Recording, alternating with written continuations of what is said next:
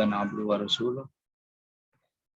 Alhamdulillahirrahmanirrahim. Pertama-tama kita panjatkan puji dan syukur atas kehadirat Allah Subhanahu wa taala yang telah memberikan rahmat hidayah kepada kita semua dan kesehatan kepada kita semua sehingga kita bisa hadir di kuliah umum pada kali ini.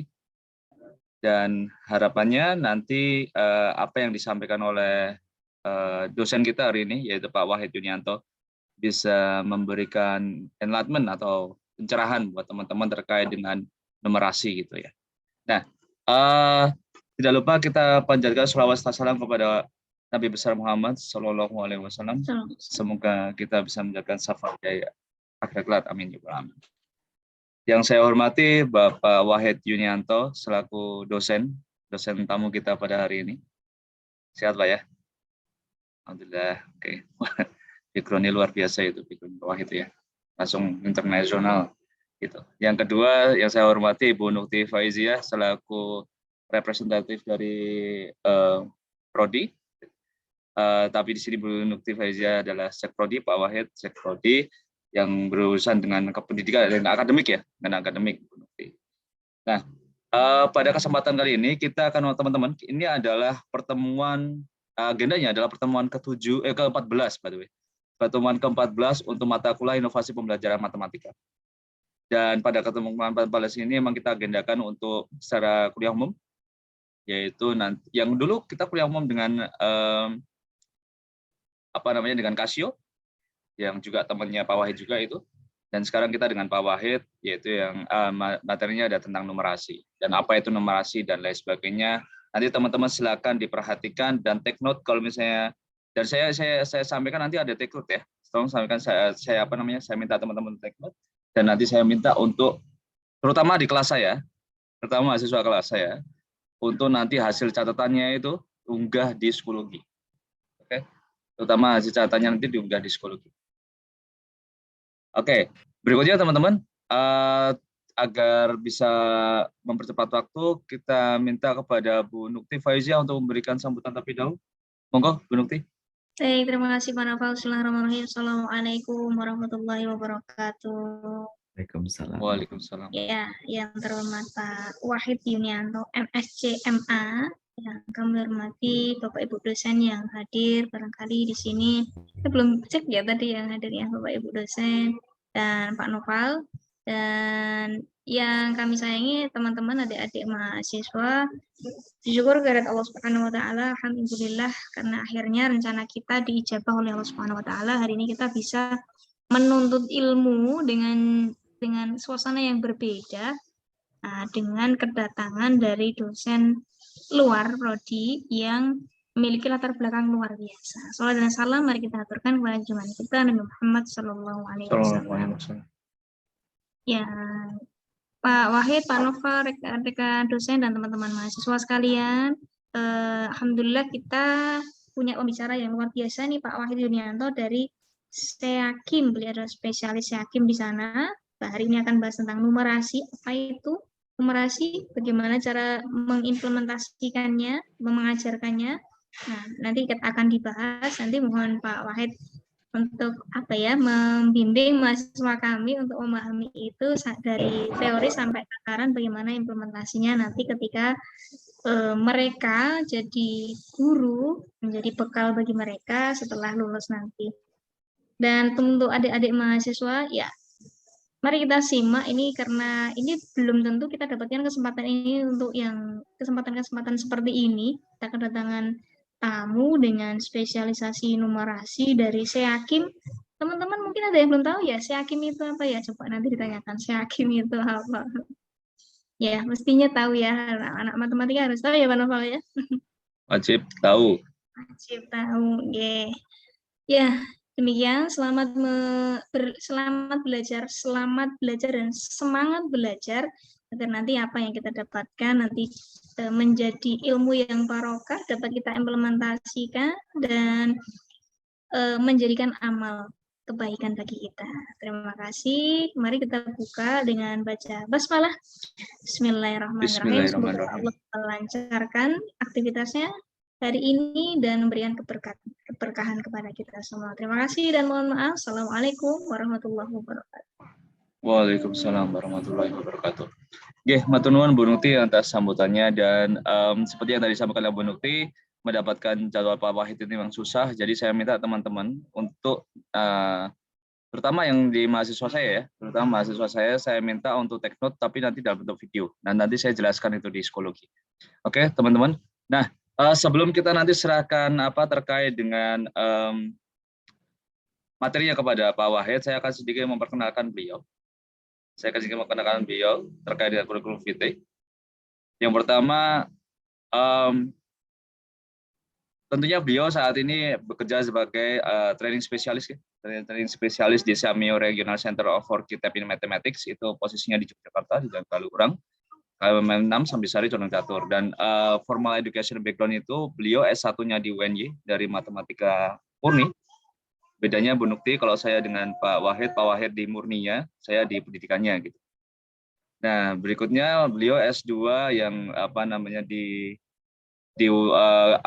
mendapatkan beasiswa IMPOM,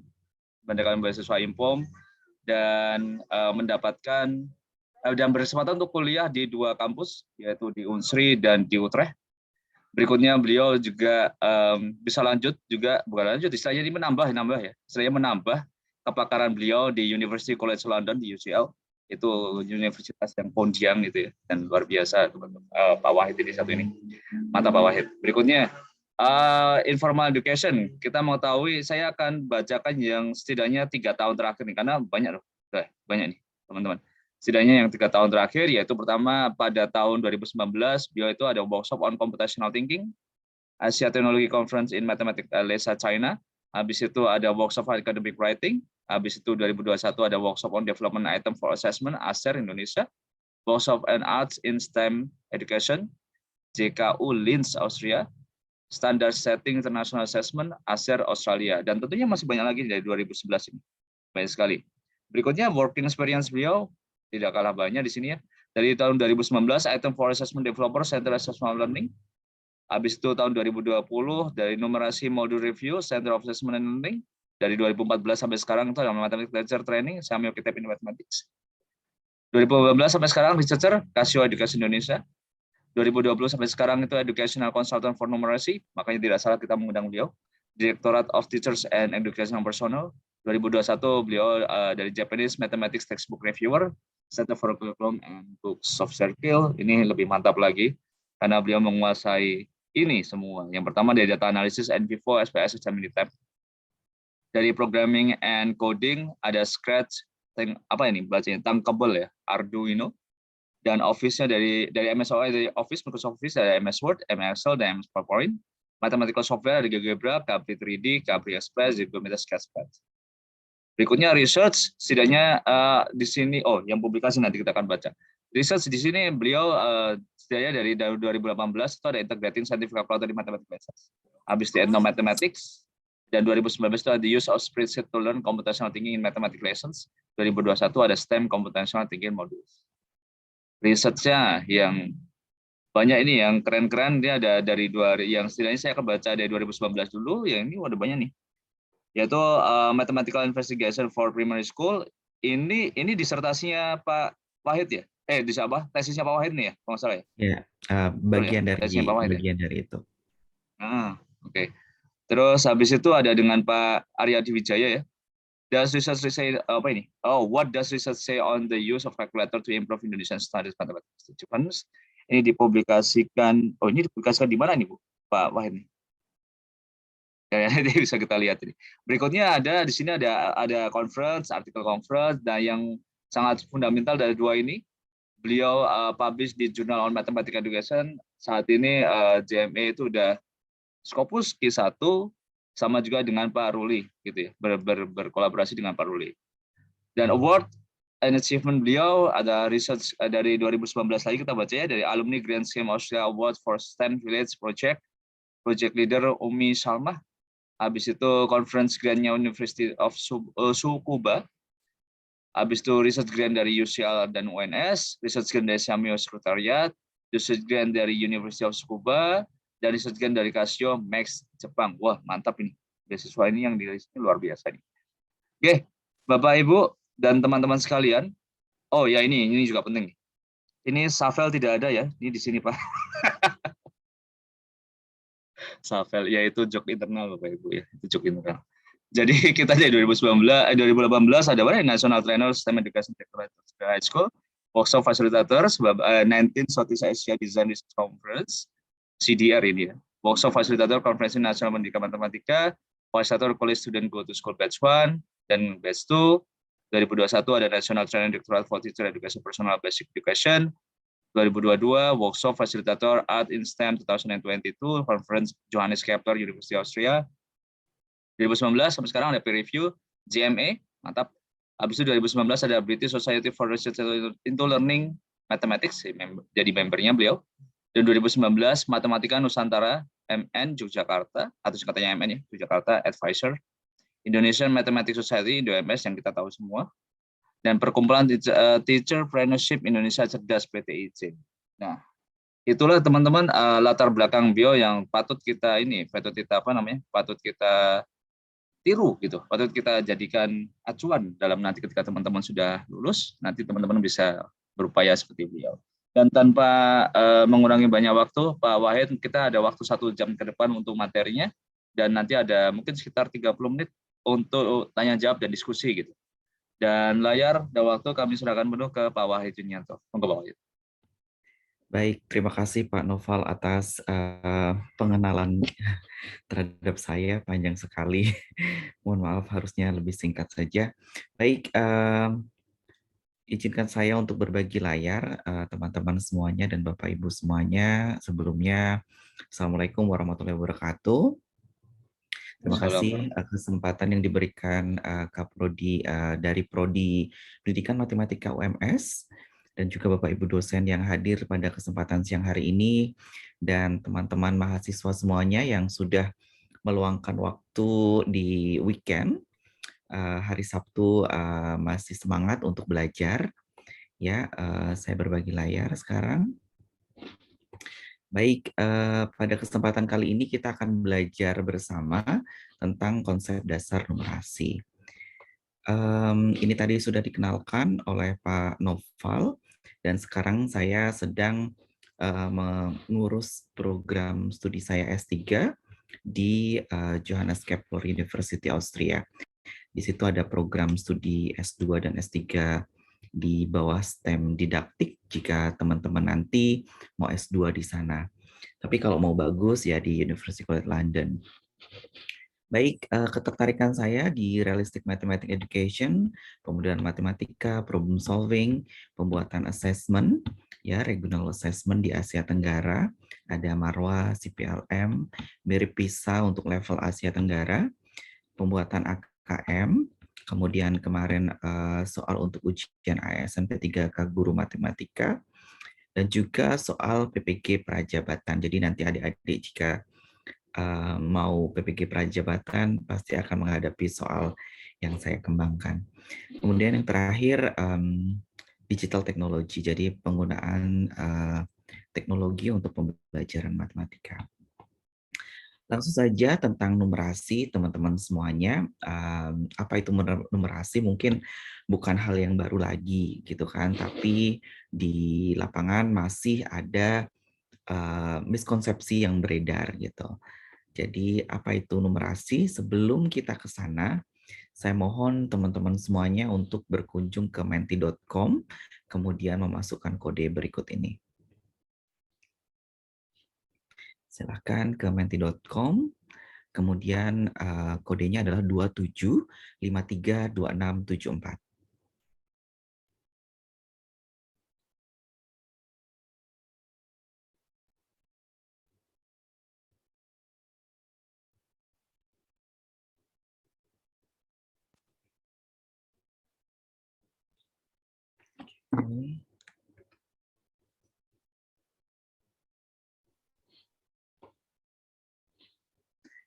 Oke. Sudah ada 2 partisipan yang bergabung, 3. Kodenya adalah 27532674. Ya.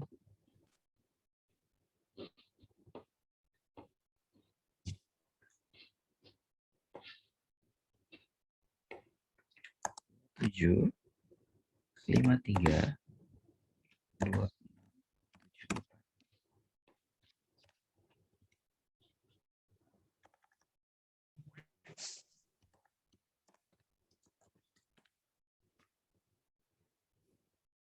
Oke, sudah ada 9, kalau tidak salah ada sekitar hampir 100 peserta yang hadir di siang hari ini. Tidak usah dihitung dengan serius, dijawab saja langsung. Salah tidak apa-apa, berdasarkan yang teman-teman tahu saja. Sudah ada 11. Pertanyaannya adalah, untuk merebus 1 telur diperlukan waktu 12 menit. Berapa lama waktu yang dibutuhkan untuk merebus 10 telur? Ayo, ini masih 14 orang nih. Mana yang 80 orang lainnya?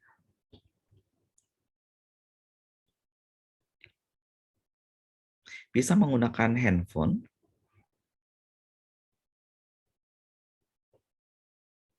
Silakan. 17 orang. Atau jangan-jangan udah pada ngantuk nih, habis makan siang. Wajar ya, biasa hal seperti ini karena habis makan siang biasanya musuh terbesarnya adalah kantuk. 20, saya masih menunggu sampai 50 lah setidaknya. Kita akan lihat. Masih pada punya kuota kan? Ya. 22.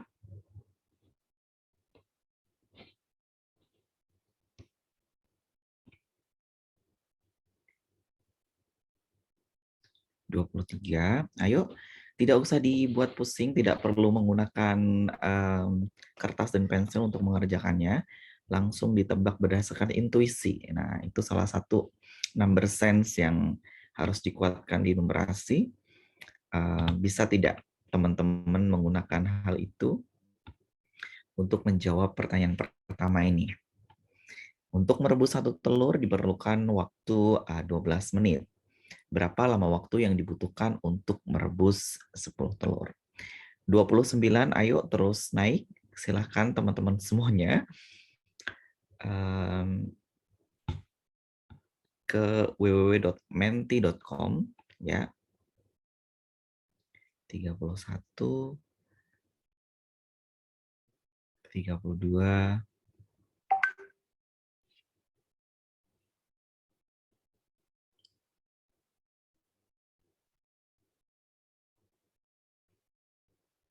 33. Ayo, mana yang lain? Kita ada sekitar 100. Ini baru 35, yang lain pada kemana nih?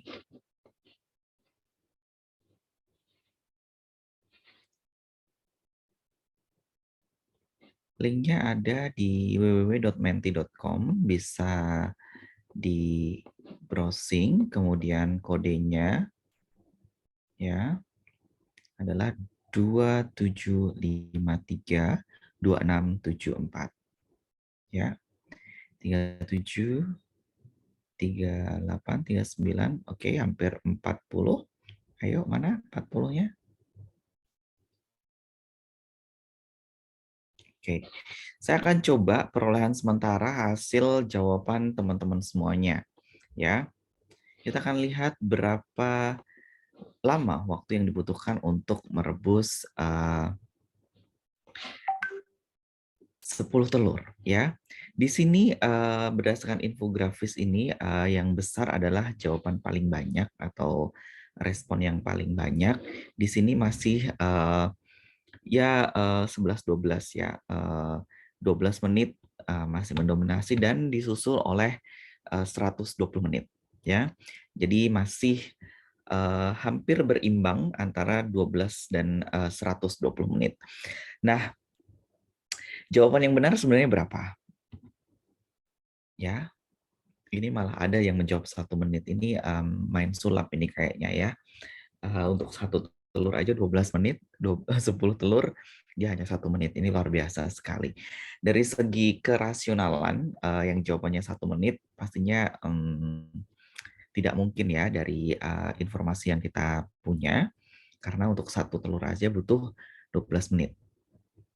Nah, yang menjawab 120 menit, nah ini pasti masih berpikir bahwa kemungkinannya merebus 1 telur 1 persatu ya. Jadi rebus telur pertama, ngebus telur kedua sampai telur ke 10. Jadinya butuh waktu 120 menit ya.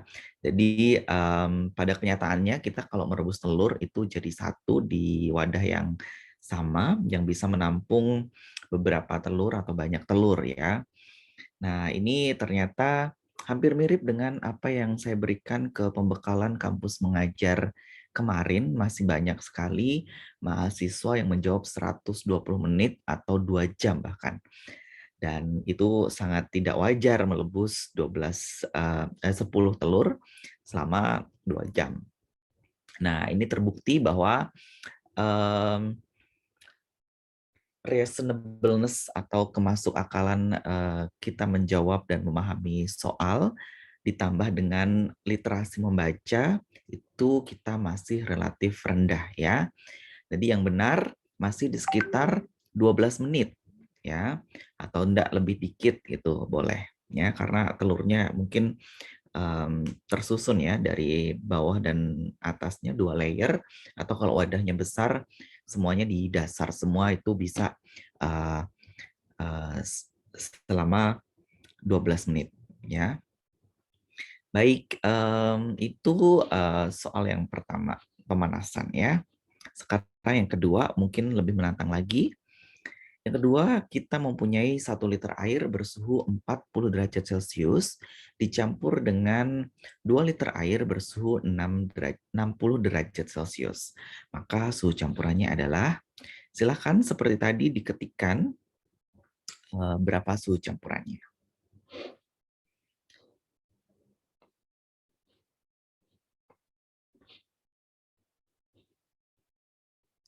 Silakan, udah 1 yang sudah. Saya beri waktu 2 menit dah. Silakan, saya mohon bisa lebih cepat. Tidak perlu menggunakan kertas, tidak perlu menggunakan coret-coretan. Kalkulator boleh digunakan pakai handphone.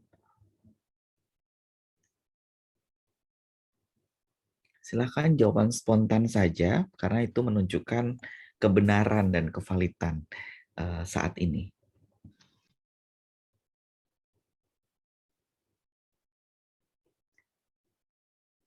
Sudah ada 8 responden yang masuk.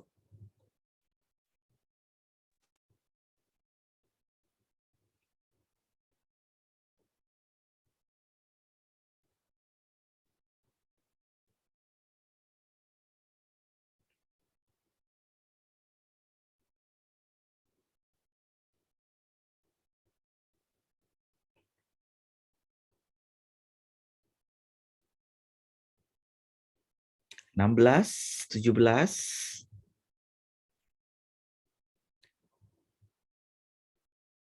Salah tidak apa-apa, kita belajar dari kesalahan, itu hal yang lumrah.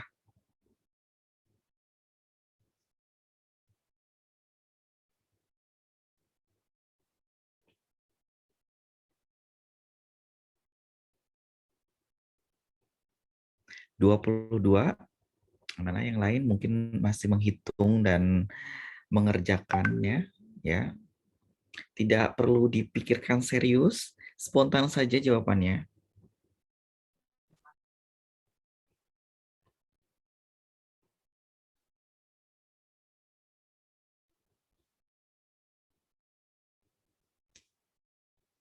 Dua 29. Jadi di sini konteksnya adalah mencampur air ya dengan suhu yang berbeda. Yang pertama 1 liter air bersuhu 40 derajat Celcius dicampur dengan 2 liter air bersuhu 60 derajat Celcius. Maka suhu campurannya adalah Kita sudah memiliki 32 responden. Kita tunggu lagi sampai 40 ya tadi. 33.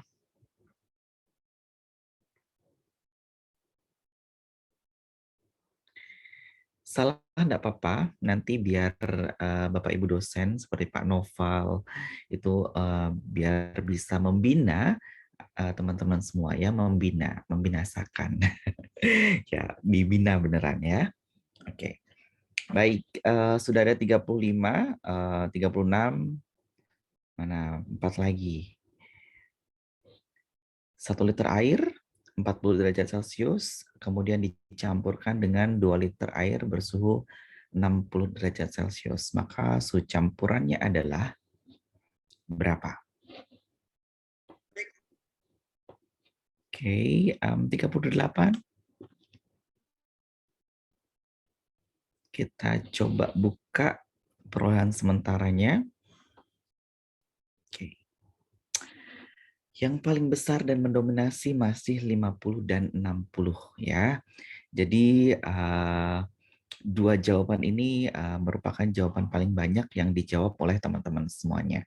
Mari kita telah bersama jika suhunya 1 liter, suhunya 40 dan 60 tapi berbeda volume ya, ini 1 liter dan 2 liter. Kira-kira nih suhunya itu mendekati yang 60 atau mendekati yang 40 dari nalar kita. Boleh dijawab, boleh menjawab open mic juga boleh. Silahkan.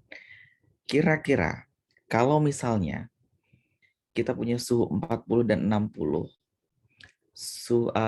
volumenya berbeda, banyak yang 2 liter, kira-kira suhunya lebih mendekati ke 60 atau mendekati ke 40? Ada yang mau open mic? Nggak usah malu. Atau menjawab di chat? Boleh. Di sini 50 semakin besar ya. Kalau 50 itu di tengah-tengah ya, di antara 40 dan 60. Mungkin saya akan menggunakan annotation. Bentar.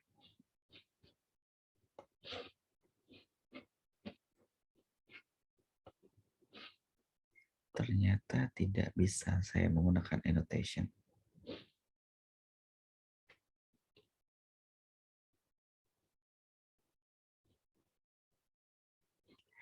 Oke, karena saya tidak bisa menggunakan annotation, jadi mungkin yang menjawab 50 ini cara mengerjakannya adalah suhunya dicampur, airnya dicampur, jadi 40 dan 60 itu dibagi 2, seperti itu. Jadi mendapatkan 50. Dan itu adalah sesuatu kesalahan yang umum atau wajar jika ini dicobakan ke siswa. Jadi tahun 80-an atau 90-an ini sudah diteliti di Luxembourg sana atau di dekat Jerman,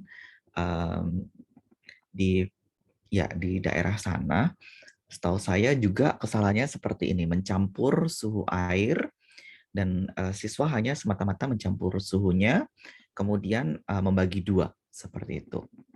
Nah, untuk yang menjawab 100 ini luar biasa sekali karena suhunya ditambahkan atau dioperasikan langsung ya. Jadi ini kurang atau tidak masuk akal karena jika ini terjadi kita tidak perlu memasak air atau tidak perlu mendidihkan air. Karena misalnya kita punya 1 botol minuman mineral suhu ruangan let's say 30. Kemudian botol satunya juga 30 derajat, kita campur suhunya 60, sudah hangat kan? Tambah 1 botol lagi 30, suhunya 90, sudah mendidih. Jadi dengan ketidakmasuk akalan ini kita tidak perlu mendidihkan air atau memasak air dan itu tidak mungkin terjadi di kenyataan ini ya. Jadi yang masih menjawab 100 itu kurang masuk akal dan bahkan tidak masuk akal. 80 juga tidak masuk akal karena suhu tertinggi yang dicampurkan adalah 60. Suhu campurannya bisa melebihi suhu tertinggi larutan yang dicampur. Itu juga tidak masuk akal. Kemudian yang di bawah 40 juga tidak masuk akal karena sudah mendapatkan suhu di atas 40 bahkan 60 derajat itu ada 2 liter ya. Jadi di sini kemungkinan masih banyak jawaban yang kurang tepat dan masih harus belajar numerasi lagi. Baik, terima kasih teman-teman semuanya sudah berkontribusi dan berpartisipasi pada survei singkat pemanasan kita. Terima kasih atas partisipasinya. Saya akan melanjutkan di paparan saya selanjutnya. Nah, kita awali dulu dengan rapor pendidikan Indonesia yang baru saja dirilis oleh Mas Menteri kita. Ini adalah Merdeka Belajar episode ke-19, baru saja kita rilis rapor pendidikan Indonesia, di mana saya akan fokus pada numerasi. Di SD ini merahnya masih banyak atau siswa yang perlu intervensi khusus. Ya. Jadi masih banyak merahnya, bahkan yang dasar saja masih mendominasi ya, yang mahir sangat sedikit ya. Dan di SMP juga begitu, masih lumayan yang butuh intervensi khusus ya, benar-benar harus diperhatikan siswanya ya. Yang sudah dasar ini masih mendominasi. Jadi dari hasil raport pendidikan Indonesia ini 2 dari 3 peserta didik belum mencapai kompetensi minimum numerasi. Jadi kalau kita random 3 anak, pasti 2 anak tersebut kemampuan numerasinya masih di bawah kompetensi minimum. Ini sungguh memprihatinkan. Dan di Indonesia mau diuji atau dites apapun, hasilnya memang masih belum bagus. Dan ini tugasnya adik-adik nanti sebagai calon guru matematika maupun dosen pendidikan matematika ya bertugas untuk membantu peserta didik kita. Nah, ini kompetensi literasi dan numerasi yang rendah berpotensi atau bisa berakibat buruk pada kelangsungan masyarakat ya. Jadi ada berita gitu langsung dipercaya, percaya pada hoax itu ya, daya saing rendah, terus tidak termotivasi untuk studi lanjut, itu adalah kemungkinan-kemungkinan buruk yang dihadirkan karena kompetensi literasi dan numerasi yang rendah. Nah, bahkan di daerah-daerah yang misalnya ini diambil dari luar Jawa ya, untuk luar Jawa, untuk SMA, SMK maupun MA, ini mengambil daerah di luar Jawa, salah satu kabupaten di luar Jawa yang merah, yang kuning adalah di salah satu kota di Pulau Jawa. Ya, bisa kita lihat di sini nilai tertinggi dari kemampuan siswa di luar Jawa di kabupaten tersebut adalah kemampuan terendah atau paling rendah dari siswa yang ada di kota di Jawa ini. Jadi ada gap yang sangat besar di sini. Mereka tertinggi, kita paling rendah di sini. Ya. Dinilai hampir 56 ini. Ya, mereka udah nganggep paling tinggi di sana, di tempat kita ini paling rendah. Ya. Jadi masih ada gap di Jawa maupun di luar Jawa. Ya, baik, kita balik ke numerasi. Numerasi itu apa? Tadi kita sudah pemanasan numerasi, gitu kan? Apa itu aktivitasnya? Bisa dilihat bahwa kesimpulan sementara numerasinya memang untuk orang dewasa selevel mahasiswa pun masih kurang ya, apalagi yang masih masa sekolah ya, masih lebih memprihatinkan.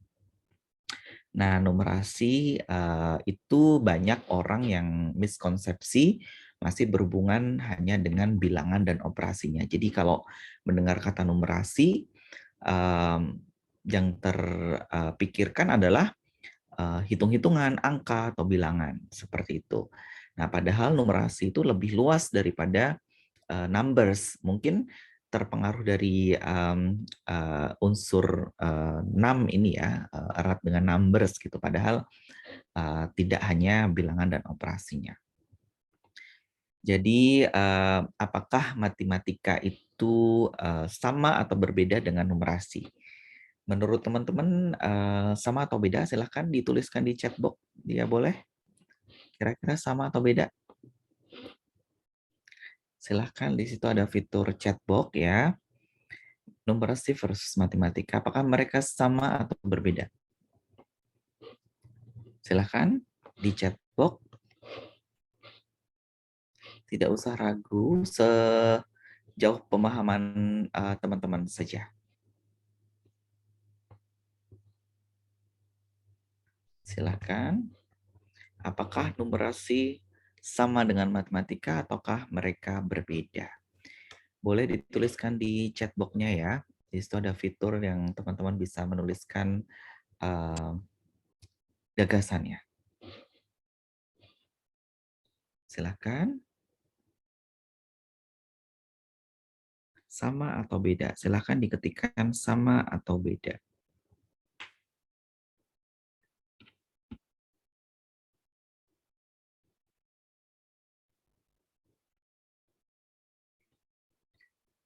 Nah, sudah ada beberapa responden, ada Mia, ada Lili, mana yang lainnya?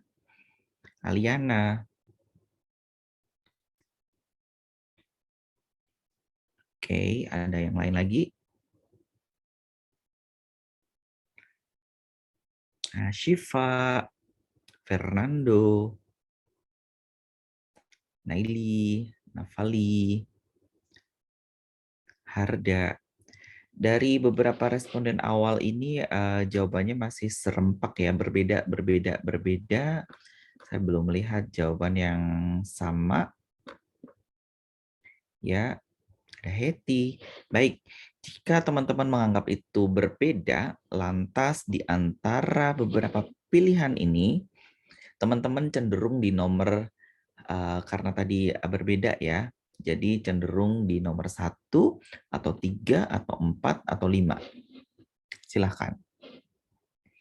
Jadi numerasi dan matematika, karena tadi banyak bilang yang beda, berarti nomor 2 bisa langsung dicoret ya, tidak masuk. Jadi adik-adik lebih milih ke nomor 1, 3, 4, atau 5. Silahkan, boleh dituliskan di chat box sekali lagi. Lili milih 5, Emma 5. Mana yang lainnya?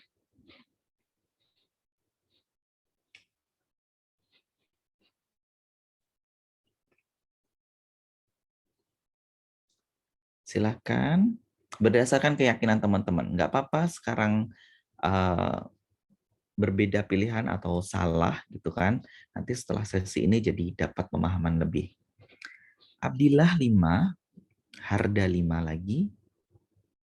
Mana yang lain?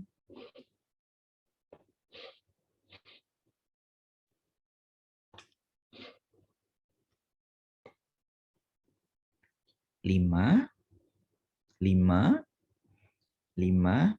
Untuk 5 berarti matematika itu di dalam atau masih bagian dari numerasi. Jadi numerasi lebih luas daripada matematika. Kalau yang nomor 4, yang lebih luas adalah matematikanya. Kalau yang nomor 3, ada matematika yang bukan numerasi, ada yang numerasi yang bukan matematika. Kalau yang nomor 1, mereka tidak beririsan sama sekali, totally different. Oke.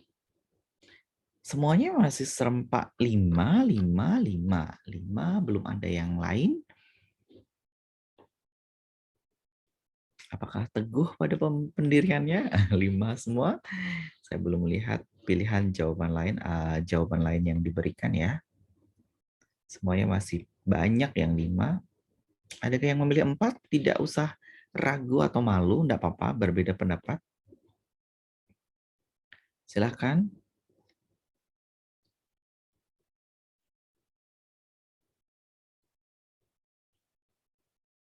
Lebih memilih yang mana? Tidak ada yang mau memilih 4.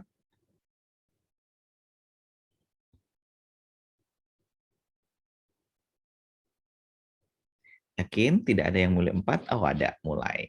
Eko Saputri dan Ratih. Jadi sudah ada yang 4. Oke, kita akan bahas bersama apa itu definisi numerasi. Ya, numerasi itu apa, dan kita akan balik lagi, kita ulas sebenarnya mana yang lebih cocok gitu ya. Konsep dasar numerasi. Numerasi itu apa ya? Ya, numerasi kita di Pusmenjar kita menggunakan definisi yang mirip dengan ini, yaitu kemampuan berpikir untuk menggunakan konsep, prosedur, fakta, dan alat matematika. Di sini spesifik konsep, prosedur, fakta, dan alat matematika untuk menyelesaikan masalah sehari-hari dalam berbagai jenis konteks yang relevan dengan individu. Kita telah bersama ya, ada nggak konsep matematika, fakta matematika yang tidak digunakan untuk menyelesaikan masalah sehari-hari? Ada tidak? Coba dijawab, ada atau tidak? Atau simpelnya ada tidak matematika yang tidak digunakan di dalam kehidupan sehari-hari? Lili menjawab ada. Oke, Lili boleh on mic? Bisa dijelaskan atau dielaborasi lebih yang ada itu apa misalnya? Boleh on mic, Lili? Silakan. Maaf, Ya.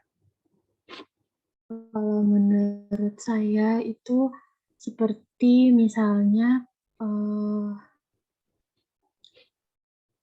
Apa? Matematika yang nggak kamu gunain dalam kehidupan sehari-hari apa? bentar, Oh, kamu gunain semua ya? seperti itu apa namanya matriks misalnya gitu. Menurut saya itu Matrik nggak kamu kurang gunain? kehidupan sehari-hari. Oke, ada lagi mungkin?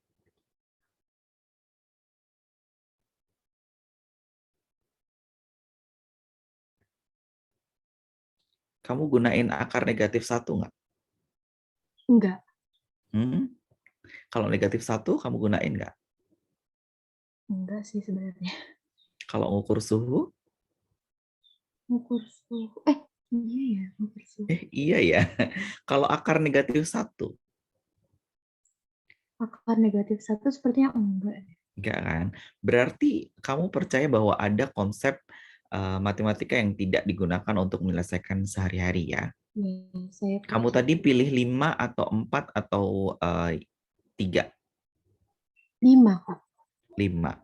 Berarti matematika kalau yang 5 adalah, sebentar kita balik ya, numerasi lebih luas. Padahal di sini kalau berdasarkan definisi tadi bahwa konsep, fakta, prosedur, dan alat matematika untuk menyelesaikan kehidupan sehari-hari di berbagai jenis konteks yang relevan ya. Jadi kalau di sini matematika masuk ke numerasi padahal tadi ada yang tidak digunakan untuk kehidupan sehari-hari, cocok nggak itu masuk ke 5?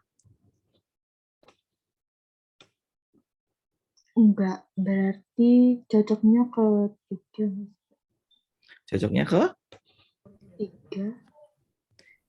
Berarti ada matematika yang tidak digunakan di numerasi. Iya. Padahal definisi numerasi adalah konsep, fakta, prosedur, alat matematika. Ada berarti yang tidak matematika digunakan di numerasi. Masalah sehari-hari. Kan matematikanya ini kalau ini. Di sini ada matematika yang tidak dipakai menggunakan bidang studi lain berarti.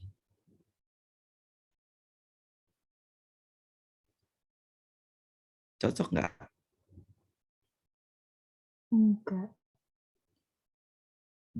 Oke, jadi mudah-mudahan teman-teman dari barusan yang kita diskusikan bisa menelaah sebenarnya hubungan matematika dan numerasi itu di mana yang paling cocok gitu. Sebenarnya tidak ada yang salah, tidak ada yang benar gitu kan, tergantung mereka memahami atau mempercayai definisi matematika itu apa. Misalnya kalau misalkan Freudenthal, let's say, Freudenthal bilang bahwa matematika adalah human activity, gitu kan. Jadi matematika itu adalah aktivitas manusia dan bisa digunakan dalam kehidupan sehari-hari pastinya, ya, karena aktivitas manusia, gitu kan. Berarti Kalau definisi numerasinya seperti tadi, berarti bisa saja numerasi sama dengan matematika. Nah, kalau menganut misalnya dengan percaya numerasi mathematics as human activity misalnya. Itu nggak ada yang salah dan nggak ada yang benar, tergantung adik-adik percaya pada definisi yang mana gitu kan. Oke, tapi yang sering banget dipercayai adalah nomor 4 ataupun nomor 3 biasanya. Baik, ini adalah definisi numerasi. Ini sebenarnya sama atau mirip dengan definisi dari literasi matematika. Literasi matematika atau mathematical literacy itu yang digunakan PISA OECD, yang digunakan untuk mengukur atau mengakses siswa di 3 literasi, yaitu literasi membaca, literasi sains, dan literasi matematika. Definisinya mirip dengan ini, ya. Kemudian kalau misalnya kita menggunakan kompetensi numerasi, ini kompetensi yang harus dimiliki guru. Jadi teman-teman nanti kalau ada yang mungkin jadi guru ya, entah jadi guru SD mungkin, guru SMP juga bisa, SMA, SMK. Ini adalah kemampuan seorang guru untuk mendampingi peserta didik dalam mengakses, menggunakan, menafsirkan, dan mengkomunikasikan informasi dan ide matematika untuk mengelola berbagai situasi dalam kehidupan sehari-hari. Ya, jadi teman-teman nanti kalau mau jadi guru, kompetensi numerasinya adalah bisa mendampingi peserta didik dalam mengakses, menggunakan, menafsirkan, dan mengkomunikasikan informasi dan ide matematika untuk mengelola di berbagai situasi dalam kehidupan sehari-hari. Ya, baik, kita akan coba lagi diskusi. Yang pertama nih, hoax atau benar nih. Numerasi merupakan kemampuan yang berkaitan dengan berhitung. Hoax atau benar? Hoax atau benar nih?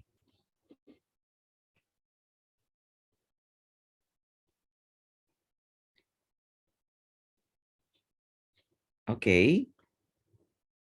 Ini masih benar karena tidak ada kata atau frase hanya.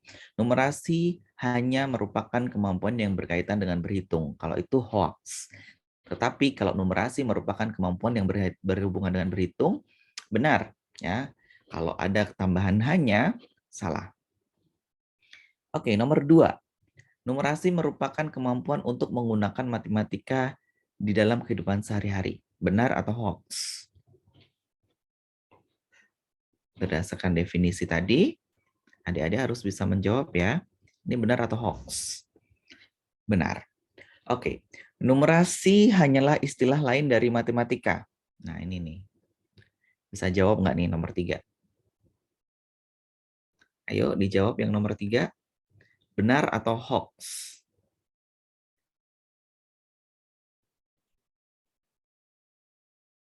Nomor 3, ayo.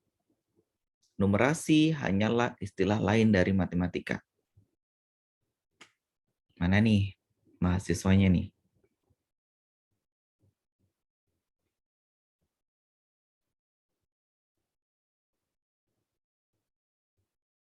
Ayo yang nomor 3, hoax atau benar?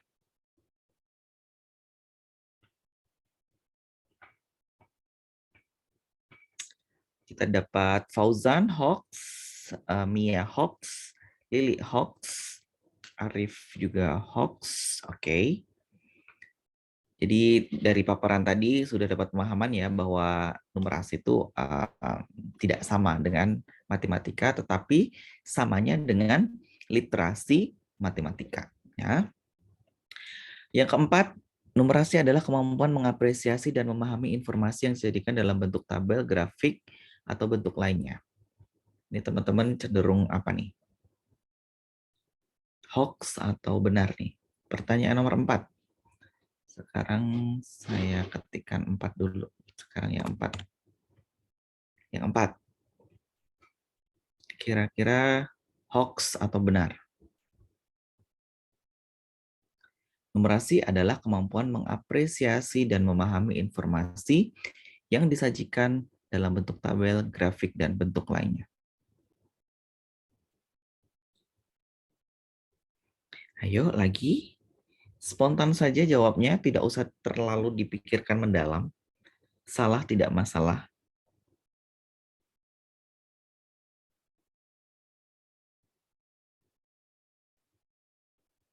Mia menjawab benar. Anggi benar, Meli benar. Oke. Semua sepakat ya. Jadi kalau misalkan nanti dibilang numerat, jadi bisa kalau misalkan ada di televisi, di media koran atau majalah, ada tampilan tabel, grafik, bisa membaca dan bahkan bisa menyalahkan bahwa itu grafiknya salah, tabelnya salah, nggak benar. Nah, itu jika orang tersebut dikatakan numerat. Terus kemampuan numerasi peserta didik merupakan tanggung jawab guru matematika. Benar atau hoax nih? Nomor 5. Yuk. Nomor 5.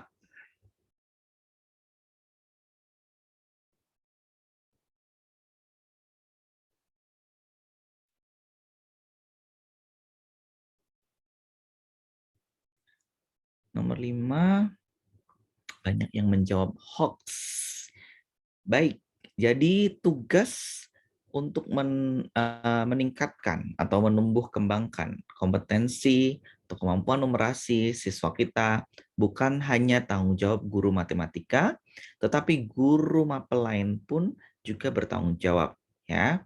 Jadi nanti kita akan bahas numerasi across kurikulum. Jadi semua bertanggung jawab untuk menumbuh kembangkan numerasi.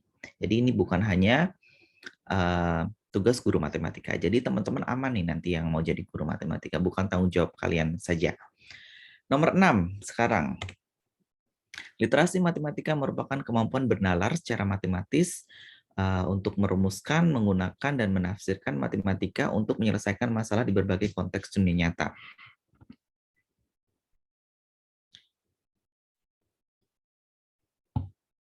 Oke, pada sudah tahu ya literasi matematika ini benar ya. Nomor 7, numerasi merupakan kemampuan yang hanya dibutuhkan di jenjang pendidikan dasar. Benar atau hoax? Oke, banyak yang menjawab hoax, jadi memang benar, maksudnya memang hoax gitu ya, bahwa semuanya masih butuh numerasi. Bahkan kita punya assessment untuk orang dewasa nih, namanya PIAX. Nanti teman-teman bisa cari sendiri. PIAX itu assessment untuk orang dewasa, literasi dan numerasi. Di Jakarta, samplingnya kemarin orang dewasa di Jakarta juga masih rendah. Ya, begitu. Kemudian nomor 8. Konteks untuk numerasi atau literasi matematika harusnya konteks dunia nyata. Benar atau hoax?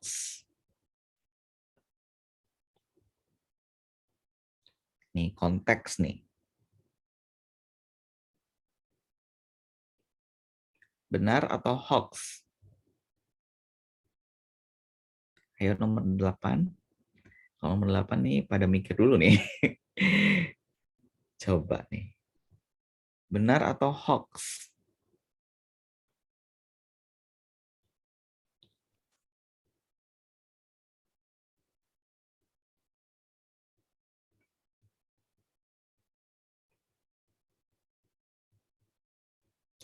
Nomor 8 banyak yang menjawab benar. Benar, benar, benar, benar. Sorry.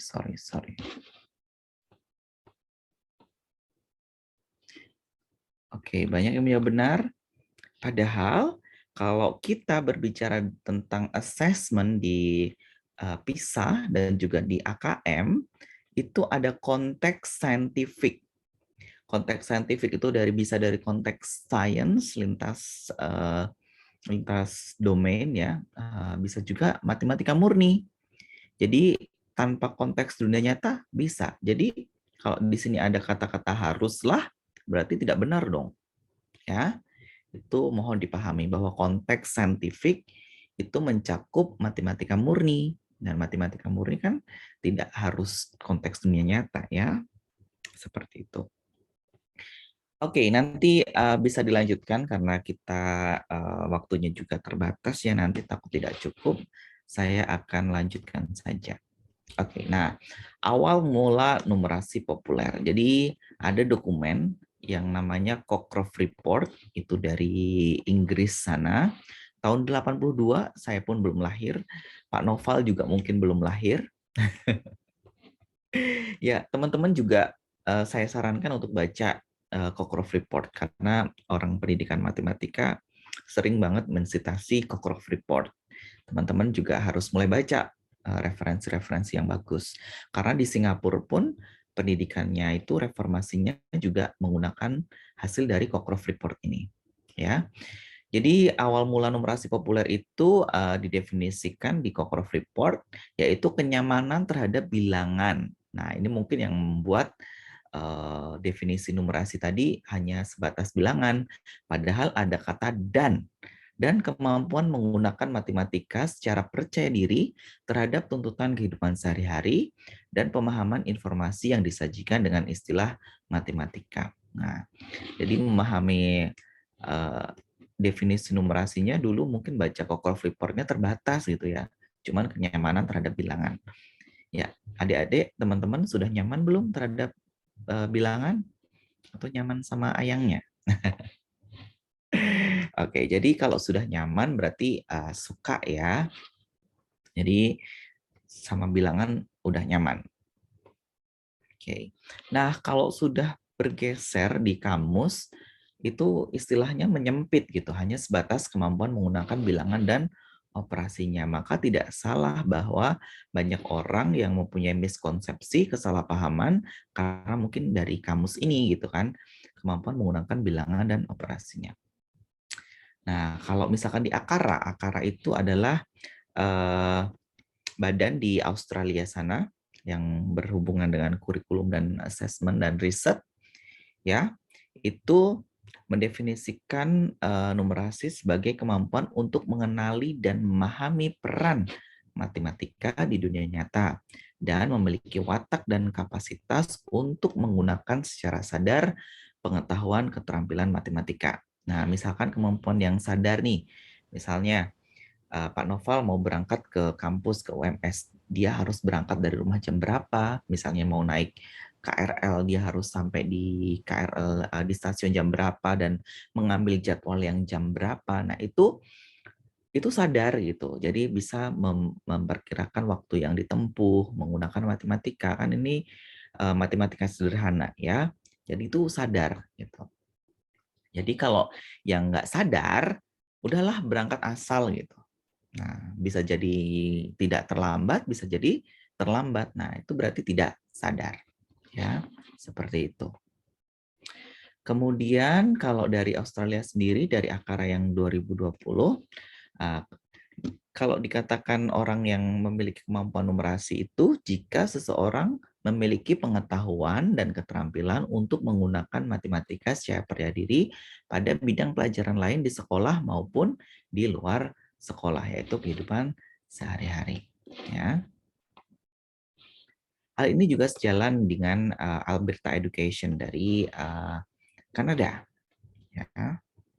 Jadi kepemilikan kemampuan, kepercayaan diri, dan keinginan untuk ikut serta pada informasi kuantitatif dan spasial untuk mengambil keputusan di semua aspek kehidupan.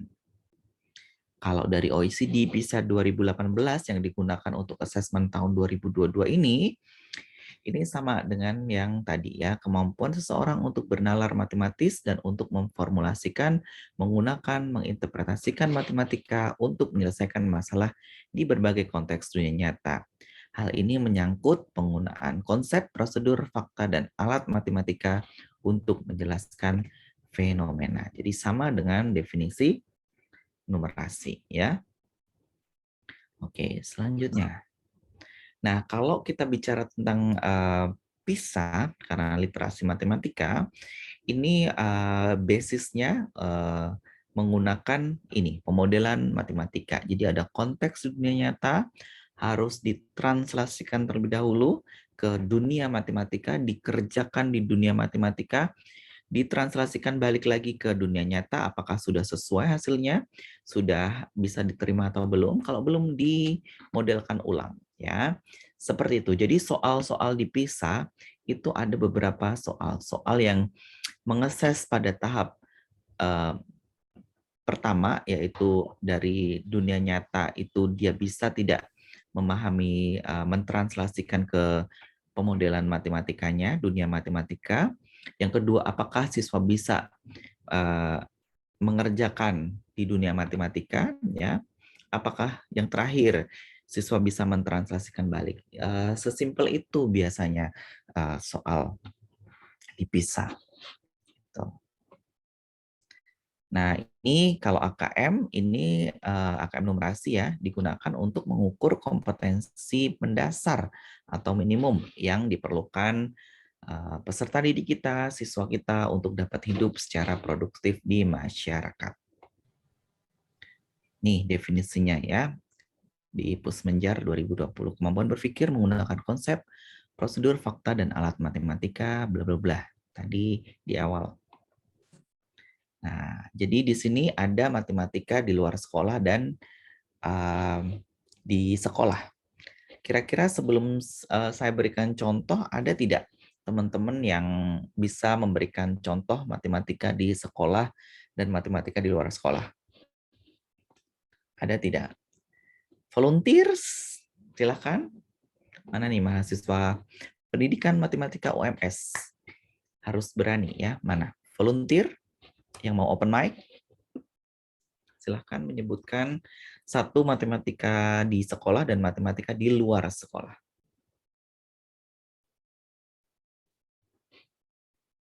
Silahkan. Any volunteer, silahkan.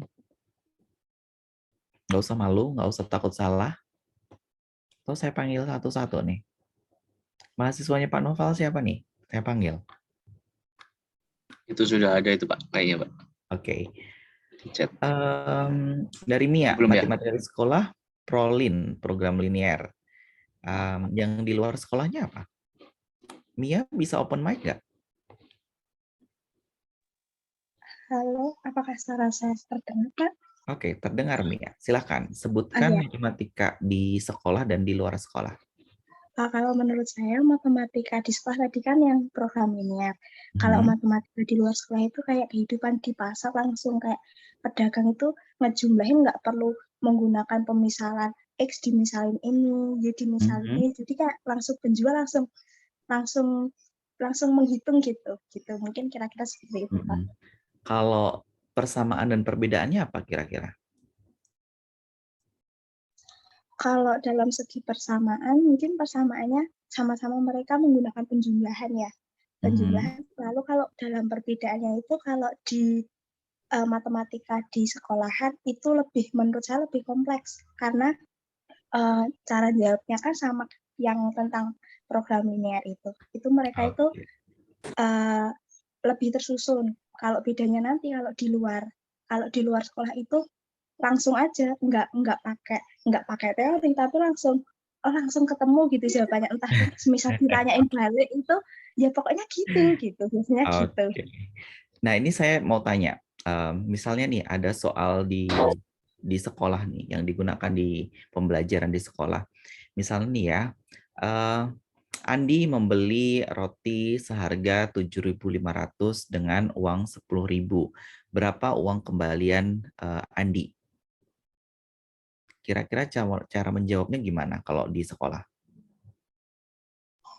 Langsung kalau di sekolah itu ditulis dulu, diketahui uang Andi berapa, terus dimisalkan rotinya itu, terus kalau semisal langsung habis itu kan tadi 10.000 kan, 10.000 min X sama dengan 7,5. Nah kalau di pasar misalnya itu kayak kalau di kehidupan sehari itu langsung oh nanti uang kembalian Andi 2,5 gitu, langsung nggak pakai perlu ngitung, diketahui, ditanya kayak gitu. Oke. Coba misalnya kan harga rotinya kan 7.500 digunakan uang 10.000. Berarti kan Biasanya di sekolah diajari atau dibelajarkan 10.000 dikurangi 7.500 kan? Ya. Kemudian dihitung secara vertikal algoritmanya gitu kan. Kemudian didapat 2.500 gitu kan. Harus disusun seperti itu cara mengerjakan. Tapi kalau di luar sekolah berbeda sekali. Misalnya para penjual biasanya kalau memberikan kembalian ini 2.000 dulu. Kamu belinya tadi 8.000, nah ini 500-nya. Pernah mengalami hal seperti itu, Mia? Pernah Pak, sering itu juga kan. Ya kan? Berarti itu sebenarnya lebih efektif mana?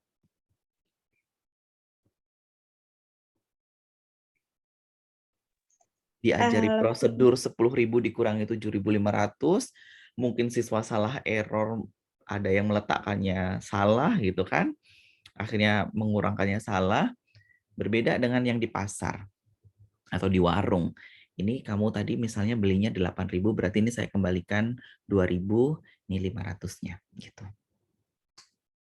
Sebenarnya lebih mudah mana sebenarnya? Kalau lebih mudah dan lebih enak yang di pasar, di warung itu tadi. Karena dia menggunakan pembulatan ke atas untuk mempermudah, ya.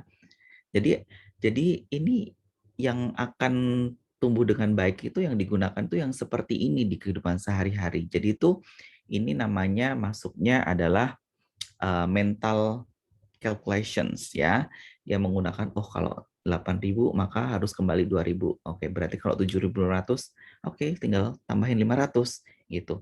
Jadi dia nggak bergantung dengan kertas dan pensil. Coba bayangkan kalau penjual gitu kan harus nulis lagi gitu juga nggak sat-set istilahnya ya. Jadi berbeda ya. Jadi sebenarnya ada matematika yang bagus di luar sekolah, tetapi kenapa langka sekali di dalam sekolah gitu, di dalam kelas kita gitu. Ya, makasih Mia atas sharingnya. Iya, Ada lagi yang mau boleh resen loh. Nggak usah malu kayak Mia, ini nggak malu kayak Lili tadi juga malu. Mas-masnya nih, ini pasti kalau mahasiswa pendidikan matematika mas-masnya dikit banget. Noval dulu paling ganteng karena sendiri gitu kan ya. Coba. Fauzan, ayo Zan. Siapa nih? Ada siapa lagi nih? Nandu, aku. Coba mas-masnya nih, calon Pak dosen, calon Pak guru kita. Mana nih? Sebutkan matematika di luar sekolah dan di dalam sekolah yang berbeda. Ya, jadi ada penelitian Mathematics Outside School dan Mathematics Mathematics in the Street and in School. Jadi ini dari Teresina Nunes. Ini terkenal banget. Jadi bisa dibaca. Ini dokumen tahun 85 sudah mengkaji hal ini gitu. Jadi dari sini dia meneliti anak-anak di jalanan yang bekerja sebagai penjual di Brasil gitu kan, anak-anak yang jualan gitu. Saat ditanya misalnya harganya kalau 3 berapa? Kalau saya beli harganya misalkan segini ya. Kalau 3 harganya berapa? 10.000 gitu kan. Nah, kalau beli 10 berapa? Dia langsung otomatis bisa menjawab. Kira-kira kenapa anak atau si anak tersebut bisa menjawab dengan cepat? Kira-kira kenapa? Ada yang mau volunteer lagi? Fauzan tadi disebut? Udah disebut loh Fauzan, Mas Fauzan. Mana orangnya?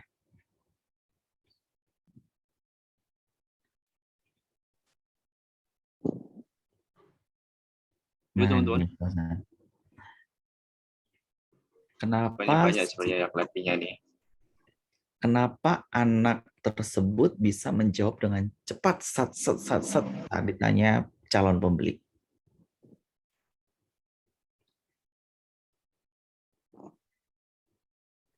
Kenapa? Gak usah malu, gak usah takut untuk berpendapat loh ya. Ini calon guru dan dosen matematika loh, yang akan membuat siswanya nanti kelak harus aktif. Kalau Bapak Ibu dosennya kayak gini nanti gimana? Hafalan. Oke, Tika boleh on mic, Tika? Mbak Tika. Halo? Iya, Pak. Ya, kenapa anak penjual tersebut menggunakan hafalan? Ya, ini menurut pendapat saya sendiri ya, Pak ya. Mm-mm. Bahasanya anak tersebut sudah gitu. Bahwa kalau beli sesuatu, misal satu barang ini harganya 5.000 kayak gitu, Mhm. nanti kalau dua itu udah berarti 10.000. Itu bukan karena, menurut saya bukan karena menghitung, tapi karena hafalan udah terbiasa gitu. Karena dulu saya pernah di SD itu ditanya sama bapak guru saya matematika, ibu guru saya maksudnya. Itu ditanya 5 kali 5 itu berapa gitu. Nah, anak-anak itu menjawab 25. Sedangkan kalau ditanya 7 dikali, semisal 7 dikali 8 berapa, itu masih agak ragu ataupun masih menghitung kayak gitu. Nah, itu kan menurut saya salah satu faktor bahwasanya bisa menghitung cepat ataupun bisa menjawab dengan cepat itu karena hafalan gitu dan terbiasa. Jadi prediksi dari Tika ini hafalan ya. Bagaimana kalau dia selain hafalan dia juga mengamati pola. Jadi kan sering kan dia penjual dan pembeli itu melakukan transaksi. Jadi oke, kalau beli 3 segini, beli 10 segini. Jadi karena sering melakukannya ya. Jadi bisa jadi itu dihafal, tapi kayaknya kalau transaksi gitu kan tidak dihafal ya, tapi karena sering dilakukan gitu ya. Sering dilakukan berkali-kali dan satu faktor lagi, kira-kira penjual itu mau rugi nggak, Tika?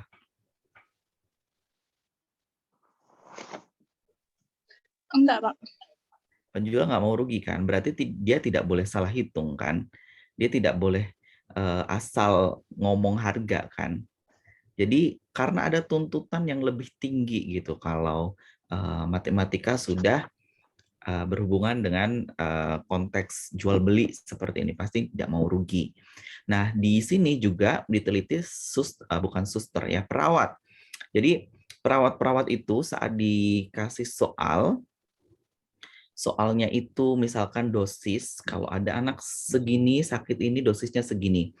Menghitung dosis itu mereka masih salah saat dikasih soal kertas dan pensil. Tetapi saat diamati, saat mereka harus menyuntikkan obat itu dengan dosis yang benar, tidak ada yang salah. Kira-kira kenapa?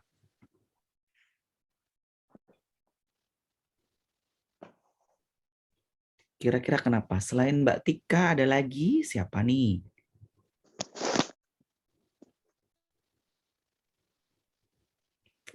Oke, saya akan lanjutkan ya karena waktunya mepet.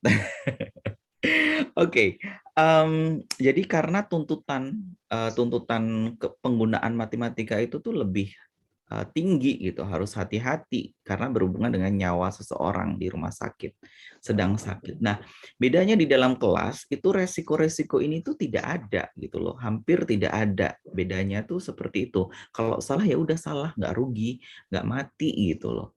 Jadi bedanya seperti itu. Jadi kita juga kadang harus menyuguhkan matematika yang di kelas yang membutuhkan resiko gitu loh. Kalau salah berarti dia harus belajar matematika yang benar gitu. Nah ini ya saya skip kalau misalkan nanti waktunya kurang. Jadi ini ada soal kalau sebuah lift dapat mengangkut sekali angkut ke atas ya, itu 14 orang. Kalau di situ ada 269 orang, itu berapa kali dia harus naik? Dan ternyata yang menjawab itu siswanya tuh dari 121 itu masih banyak yang salah.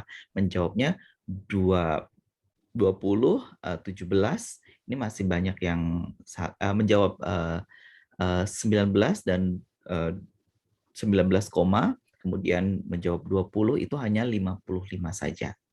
Ya. Jadi mereka tidak bernalar secara benar gitu karena mereka hanya membagi 200 berapa tadi? 269 dibagi 14 ya. Karena lift itu kan naik nggak bisa koma-koma, nggak bisa setengah-setengah kan. Jadi harus bilangan bulat, dia harus bisa membulatkan ke atas atau ke bawah. Nah, yang terjadi di kelas, pembulatan itu tuh cuman aturan gitu loh. Kalau kurang dari setengah dibulatkan ke bawah gitu kan, pakemnya gitu. Lebih dari 0,5 dibulatkan ke atas. Tidak selalu begitu di dunia nyata. Ya, itu bedanya ya.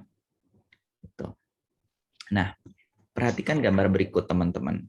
Kira-kira orang yang antri di express lane ini, dia itu nggak bisa ngitung atau nggak bisa baca.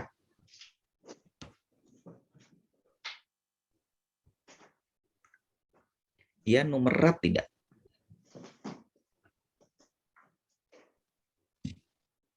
Oke. Kira-kira dia bisa ngitung atau nggak bisa baca? Dia bisa ngitung nggak bisa baca atau dia bisa baca nggak bisa ngitung? Atau dua-duanya nggak bisa?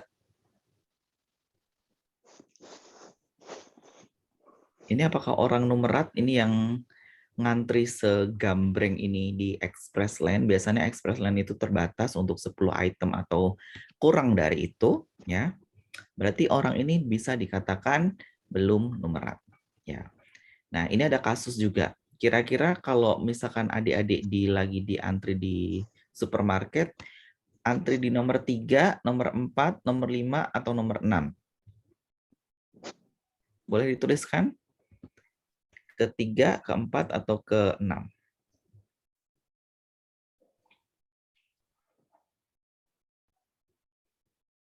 Boleh dituliskan di chat?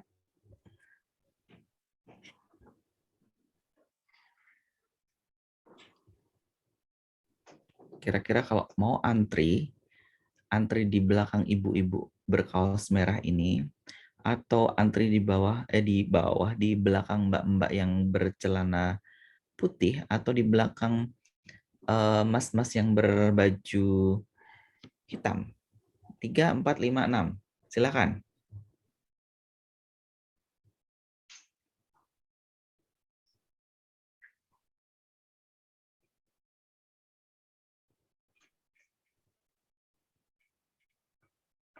Silakan. Pak Noval pengen antri di mana nih? Kalau misalkan beli di Superindo.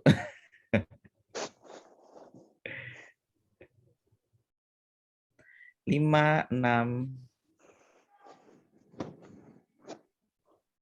Ya, 5 atau 6 ya. Jangan mau antri di nomor 3 karena di counter kasir masih ada yang antri, ada di belakangnya ibu-ibu pakai troli. Luar biasa kan? Di antrian 4 itu ibu-ibu pakai troli. Kebayangkan kalau pakai troli itu banyaknya berapa, kita bisa melihat secara virtual kalau itu penuh, secara visual kalau itu penuh gitu ya. Kita nggak mau milih yang itu karena pasti lama gitu kan, apalagi ibu-ibu gitu ya. Kemudian di belakang masnya hanya membawa keranjang ya, lebih sedikit ya, tidak penuh ya. Jadi adik-adik bisa antri di nomor 5. Kalau saya antri di nomor 6 karena dia yang mengambil foto adalah saya, dan saya antri di nomor 6 karena depan saya kosong. Baik, saya akan lanjut. Nah, ini bisa kita lihat informasi yang salah ya, teman-teman semuanya. Presentasi kemenangan ya, yang New York Yankees dan Boston Red Sox itu 0,53 dan 424. Tapi digambarkannya seperti ini. Nah, ini kan kayak padahal 0,5 dan 0,4 kan harusnya nggak beda jauh ya. Ini digambarnya seperti ini. Harusnya sewajarnya gambarnya yang seperti ini ya. Ya, nggak jauh gitu loh. Jadi banyak informasi di media yang sengaja begini ya, biar dianggap berbeda jauh padahal sebenarnya seperti ini gitu. Dan teman-teman yang numerat harus bisa kritis tentang hal itu. Informasi di televisi juga seperti itu ya, yang cemas terhadap COVID waktu itu, diagram lingkaran masa totalnya lebih dari 100%, kan ini nggak masuk akal ya. Nah, seperti ini di berita loh ini. Nah, oke, seseorang yang numerat adalah hal-hal yang seperti ini dimiliki ya. Saya akan lanjut saja. Nah, ini ada 21st century numerasi model. Model numerasi untuk abad 21 ini dibuat oleh Gus.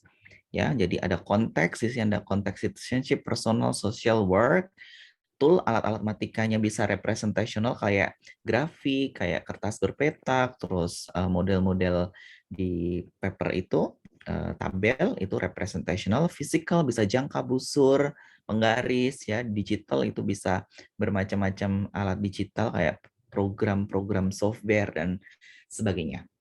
Ya, kemudian mathematical knowledge-nya yang harus dimiliki problem solving, estimasi, konsep-konsep matematika, dan keterampilan-keterampilan matematika. Nah, ini teman-teman bisa baca.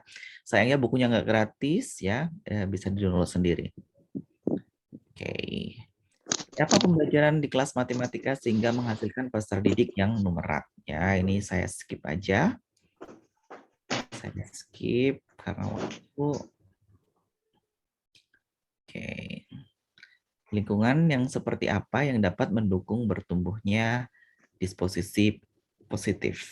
Oke. Nah, saya lanjut, matematika ada di mana-mana, bisa teman-teman temukan di supermarket, di tempat bekerja, di ATM, di koran, di pasar, itu ada matematika, dan kita harus memfasilitasi itu dan jeli melihat kesempatan numerasi itu kalau mau digunakan untuk pembelajaran. Ya. Nah, ini saran pola ahli, kalau mau membelajarkan numerasi, gunakan konteks pengenalan sehari-hari yang relevan, gunakan konteks yang sedang viral naik daun, gunakan integrasi dengan bidang atau pelajaran lain. Saya akan putarkan video, mudah-mudahan terdengar ya. 1 tambah 1. 1000 tambah 1000. Kok tahu? Saya putar sekali lagi ya. 1 tambah 1. 1 tambah 1. 1000 tambah 1000. Kok tahu? Dari video singkat ini, anak kecil ditanya 1 tambah 1 aja nggak tahu. Tetapi 1000 tambah 1000 yang nominalnya digitnya lebih tinggi, dia tahu 2000. Karena relevan bagi dia bahwa uang gitu ya. Uang dengan motivasi lebih tinggi, dia tahu gitu. Ya, jadi gunakan konteks yang relevan. Teman-teman bisa menggunakan sesuatu hal yang rusak gitu kan dan tetap pengen menggunakannya lagi. Nah, itu akan memicu dia berpikir inovatif dan kreatif. Jadi misalnya penggaris rusak. Saya pernah mengalami waktu SD dulu, penggaris saya patah dan saya harus tetap bisa menggunakan dan mengukurnya.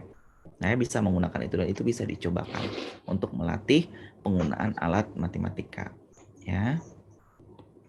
Kemudian dengan integrasi mapel lain, misalkan belajar IPAS atau IPA, sekarang di SD IPA dan IPS digabung jadi IPAS. Ya, dia bisa mengukur tinggi tanaman dan berapa rata-rata tingginya. Kan tanaman kadang ada tumbuh yang tidak serempak ya, tapi ada tumbuh yang paling tinggi juga ada gitu. Nah, bisa belajar dari alam, juga bisa dari daun-daunan gitu kan. Dari kegiatan seperti ini nih, jangan dianggap ini hanya kegiatan para perempuan atau wanita. Jadi kita harus gender free activity gitu. Jadi tidak mengkaitkan dengan itu adalah cenderung ke aktivitas wanita atau tidak. Bahkan di buku-buku di Kemdikbud sekarang ayah pergi ke pasar, tidak lagi ibu pergi ke pasar. Ayah memasak di dapur, ya. Ayah mencuci baju, gitu. Jadi dari buku-buku sekarang kita sudah mulai memperbaiki hal-hal seperti ini. Nah, ini bisa juga dilakukan, dicoba gitu kan, menebak ini tuh bangunnya seperti apa. Ada kardus dilubangin dari samping ya. Ini benda-benda yang gampang menggelinding itu yang seperti apa gitu ya. Uang tadi, konteks uang ya. Kalau harganya 1.300 dia akan gunain yang mana? Menggunakan 1.000, 2.000 atau nanti kembaliannya berapa? Menggunakan 1.000 tambah 200 tambah 100 boleh. Beri kesempatan seperti itu. Ya.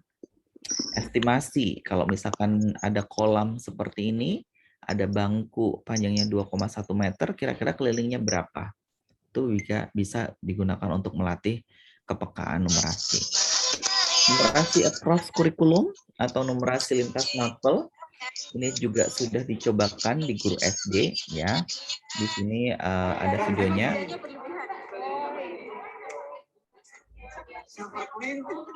Saladnya bagus. Kita ini saladnya. Jadi ini pembelajaran dari Monash University waktu itu. Jadi siswa diminta membawa jajanan yang dia makan atau yang dia bawa biasanya. Jadi suruh mengurutkan jajanan yang paling sehat dan tidak sehat. Jadi mereka bisa mengurutkan dari kalorinya, dia bisa mengurutkan dari garamnya. Nah, seperti itu. Jadi itu pembelajaran numerasi. Nah, ini juga ada 2 kemasan berbeda, bungkus dan cup. Kenapa beratnya berbeda? Terus apakah komposisinya berbeda apa enggak? Kenapa? Itu bisa dibawa sebagai konteks. Bisa menggunakan hal sederhana seperti ini, karena ada bayangan yang tidak sama dengan bentuk bendanya. Nah, bentuk tangan kita kan sebenarnya seperti ini, tapi bayangannya bisa mirip seperti rusa atau anjing ini ya. Dan itu bisa dibuat sebagai proyek, siswa diminta membuat benda yang bayangannya apa, tapi bentuknya bisa berbeda sekali dengan bentuk bayangannya. Menggunakan permasalahan dunia nyata untuk pembelajaran ya, persoalan sekitar, persoalan yang membutuhkan solusi, ada manfaatnya, matematika dan alam ya.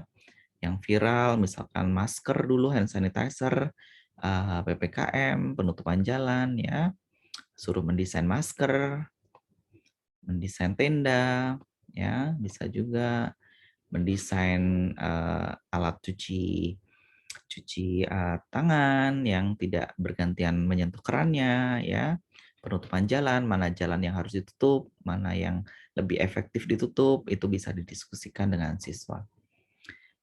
Integrasi dengan mata pelajaran PJOK, seni, sains, agama, sosial bisa sekali. Kayak ini. Kenapa di permainan bola, ini mau tanya Pak Noval nih, kalau tendang penalti itu berapa meter Pak Noval? 7 meter nggak salah ya. 7 meter yakin nggak?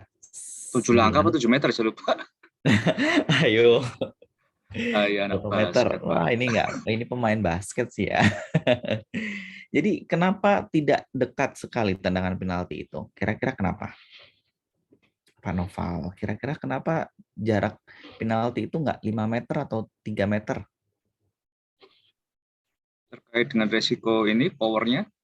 Power, terus kemudian kira-kira lebih gampang masuk dari jarak jauh apa jarak dekat? Oh, lebih jauh ya? Jarak jauh lebih mudah ya? Lebih mudah masuk ke gawang atau lebih mudah?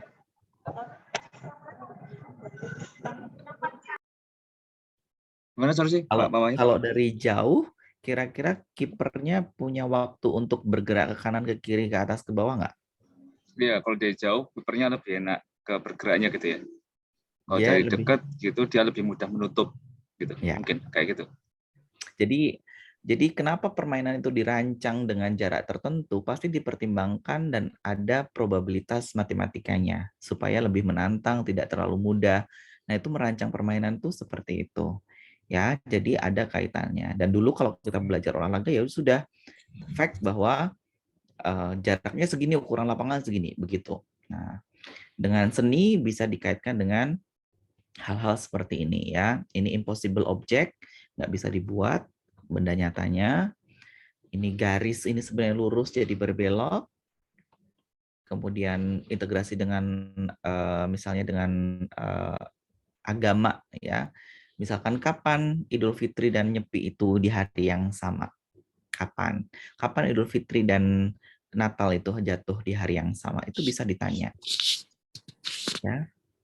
Permainan tradisional bisa kita gunakan, permainan tradisional kaya numerasi. Ya.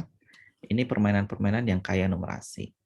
Dengan motif tradisional juga bisa, dengan resep. Nah, resep itu juga kaya dengan numerasi, ya.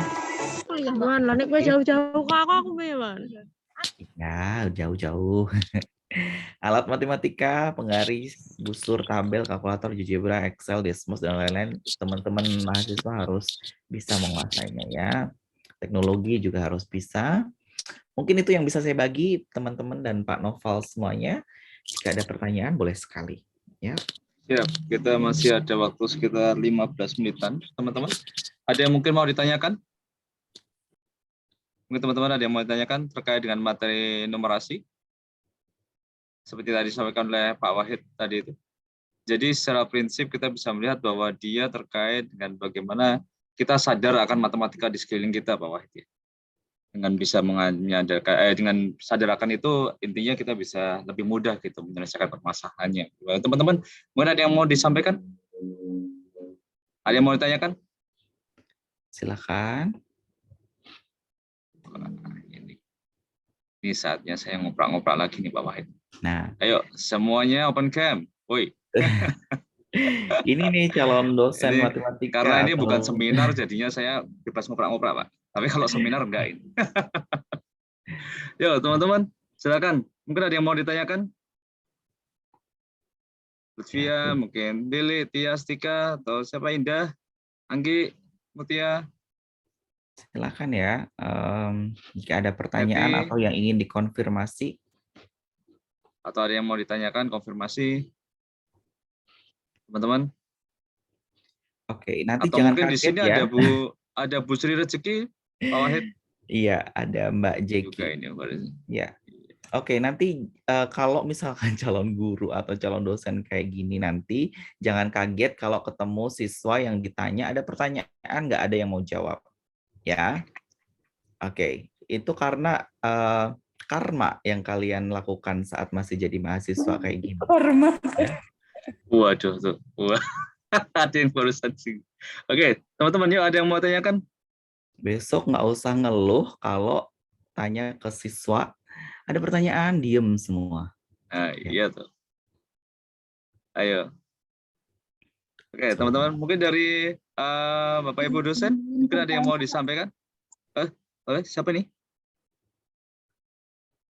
Halo, ada yang mau bertanya barusan? Iya Pak, Tika. Oh, Tika, yuk Tika. Halo Tika. Halo Kak. Mohon izin bertanya ya Pak. Silakan. Terkait numerasi gitu. Jadi kemarin itu mungkin ini sharing dulu. Kemarin itu saya sempat mengistilahnya kayak mengajar gitu di sebuah SD gitu. Nah, saya baru masuk, kemudian terus perkenalan dan lain sebagainya kayak gitu.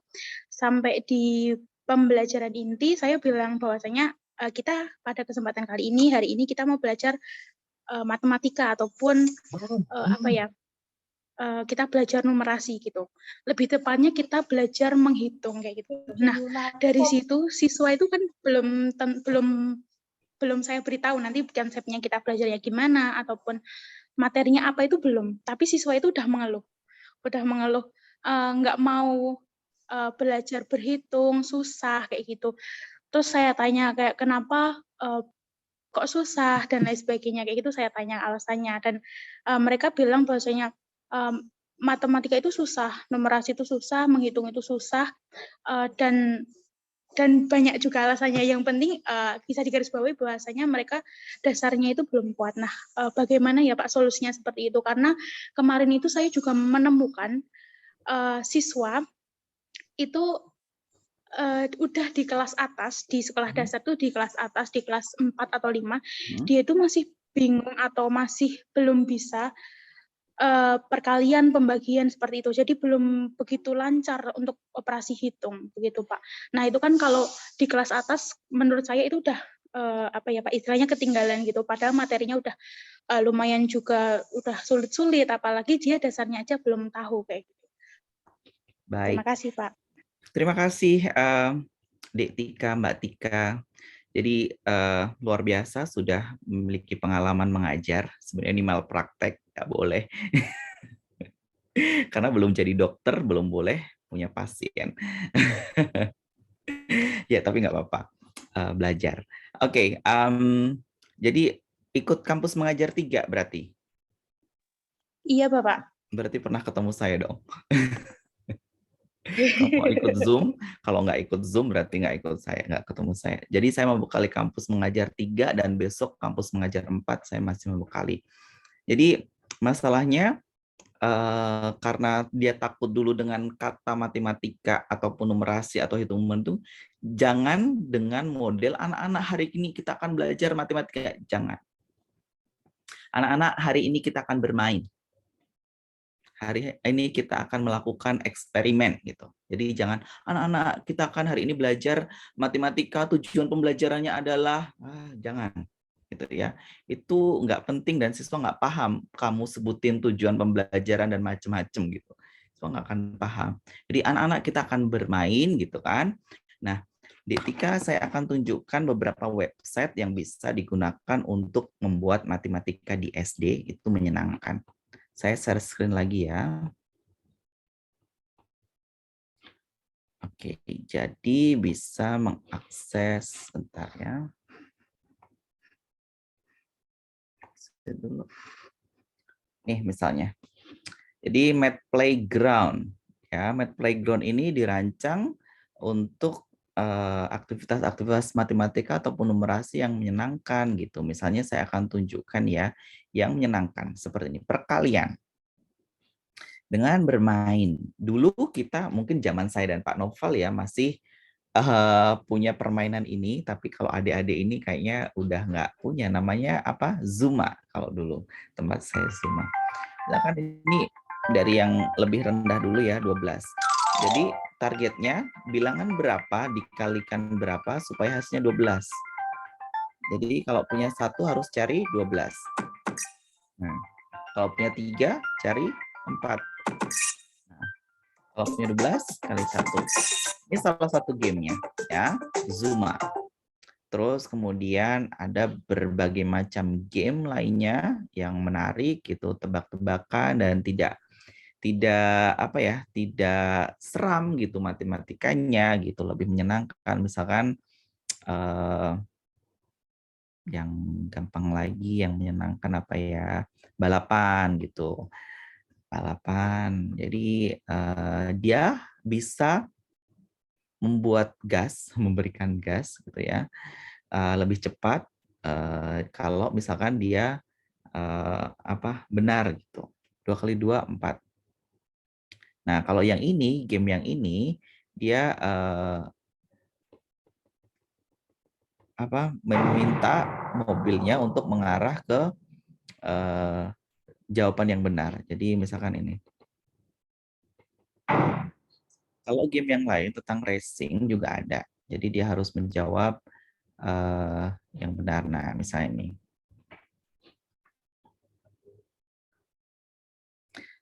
Terus kemudian untuk menjawab bahwa di kelas 4 mereka basic kemampuan matematikanya masih rendah, itu juga bisa diakali karena kita di kurikulum Merdeka, adik-adik juga harus mulai membaca kurikulum Merdeka yang baru.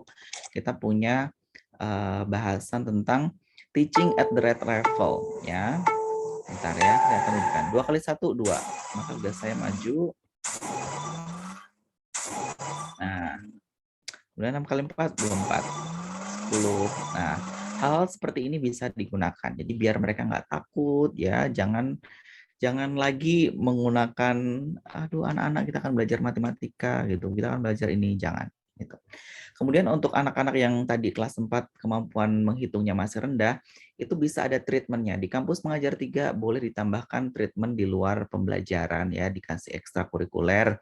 Nah, itu ada namanya teaching at the right level atau differentiated instructions. Jadi bisa dikumpulkan teman-teman yang memiliki kemampuan yang sama diberi penguatan. Nah, itu dilakukan di Pratam. Kalau teman-teman pengen belajar tentang Pratam ini pendekatan yang bagus dari India. Jadi mereka untuk meningkatkan kemampuan literasi dan numerasi itu seperti diculik setiap hari 2 jam gitu kan, dikasih penguatan-penguatan yang tepat, dikembalikan lagi ke kelas belajar seperti semula.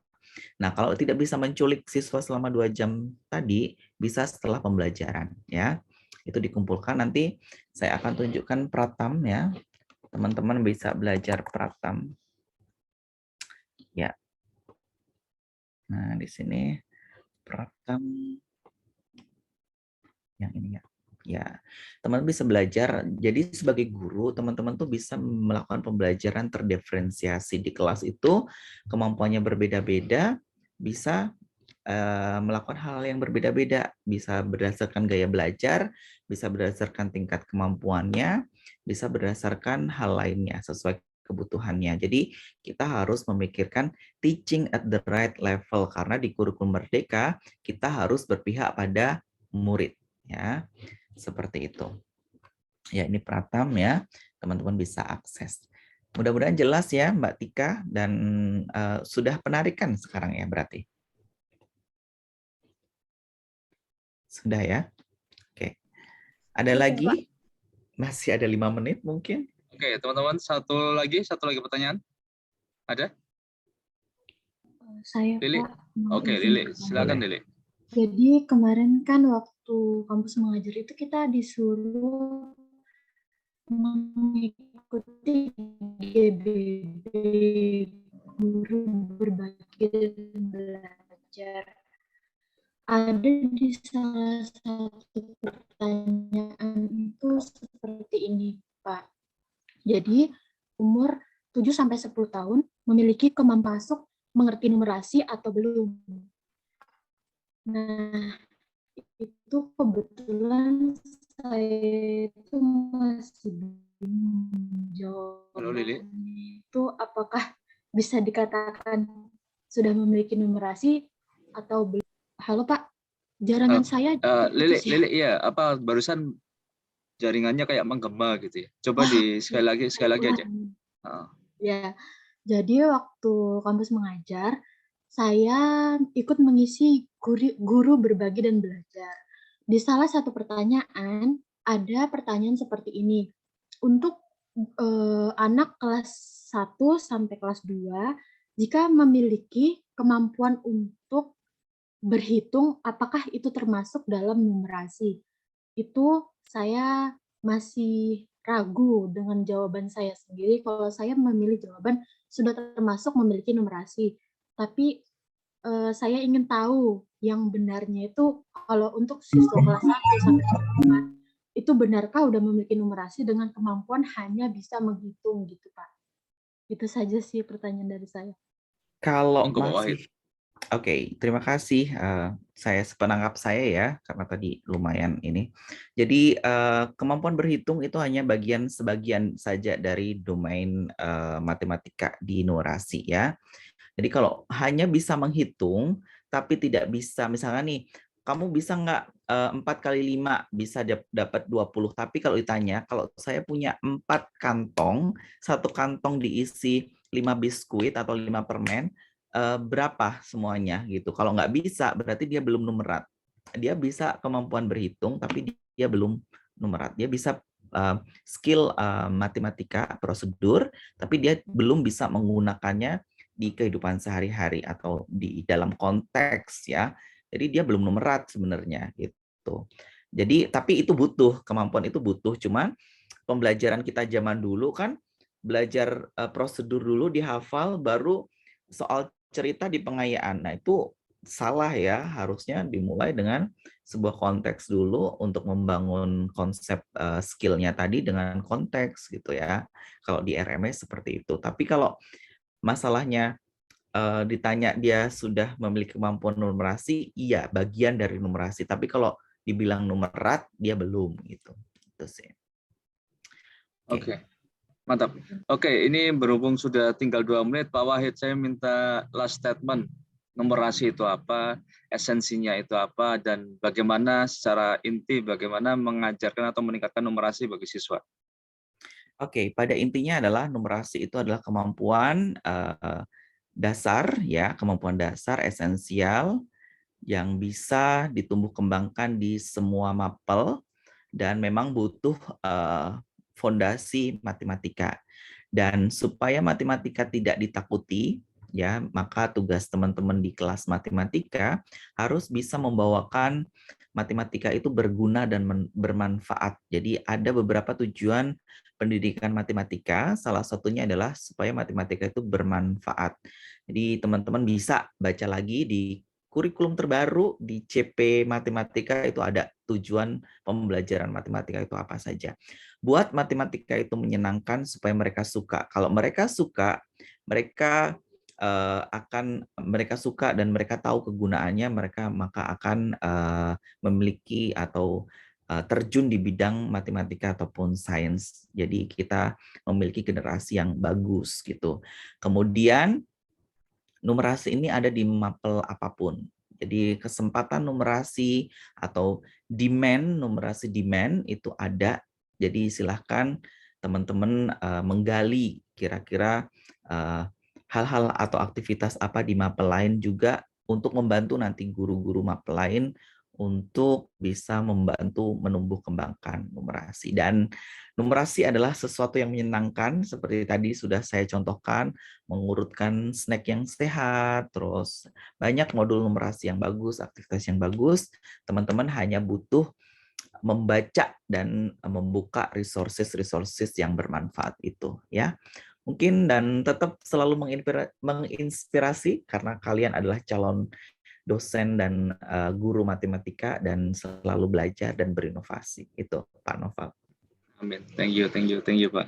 Baik, sebenarnya ini diskusinya pun kami dosen juga pengennya lebih lanjut nih Pak Wahid, karena saya sendiri pun tadi setelah Tika Lili bertanya, saya juga pengen bertanya, cuman ya mungkin nanti kita bisa bertanya sambil ngopi-ngopi Pak Wahid.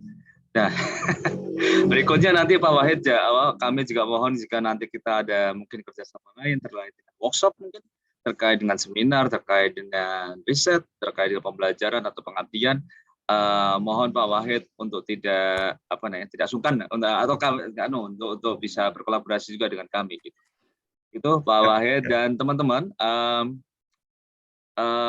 Itu Bu Nukti, halo Bu Nukti masih di sini Bu Nukti? Bu Kristina? Ya, Bu Pak. Nukti masih di sini. Ya, Bu Nukti. Mungkin ada yang mau disampaikan Bu Nukti sebelum kita closing Bu Nukti? Oke, terima kasih Pak Novel, singkat saja karena waktunya sudah terbatas ya, sudah mau habis waktunya. Saya ucapkan terima kasih kepada Pak Wahid yang luar biasa telah memberikan kita pencerahan, wawasan. Saya kira ini sesuatu yang masih baru bagi kita ya, numerasi, bagaimana cara mengajarkannya, dan kami mendapatkan ilmu yang luar biasa dari Pak Wahid. Terima kasih atas sharing ilmunya Pak Wahid. Terima kasih juga teman-teman yang sudah berpartisipasi, matur suwun Pak Noval, sudah dibantu memfasilitasi semua. Bapak Ibu dosen, matur suwun sangat atas kehadiran dan support-nya, dan kami ucapkan terima kasih. Mohon maaf apabila ada kekurangan dari kami Pak Wahid. Seperti yang disampaikan Pak Noval tadi, harapan kami ini bukan kerjasama yang terakhir.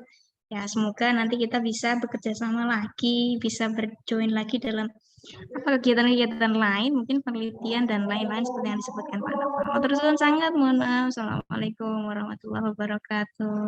Waalaikumsalam warahmatullahi wabarakatuh. Pak Wahid, sebelum kita tutup, mari kita foto bersama. Mungkin ada berapa slide? Ada 6. Teman-teman silakan buka. Ini ada magic teman-teman Pak Wahid. Kalau saya bilang foto bersama, semua akan buka kamera. Mari kita lihat di sini ya, teman-teman. Slide pertama, saya silakan buka. Saya hitung sampai 4 ya. 1, 2, Masya Allah. 3, 4. Oke, saya saya akan lakukan foto pertama. 1, 2, 3. Oke, untuk slide kedua 1, 2, 3. Slide ketiga 1, 2, 3. Slide keempat 1, 2, 3. Slide kelima 1, 2, 3. Oke, slide ke-6 1, 2, 3. Terima kasih teman-teman. Terima kasih Pak Wahid. Alhamdulillahirrahmanirrahim. Kita sudah selesai pada kuliah umum kali ini. Mari kita tutup dengan doa kafaratul majelis.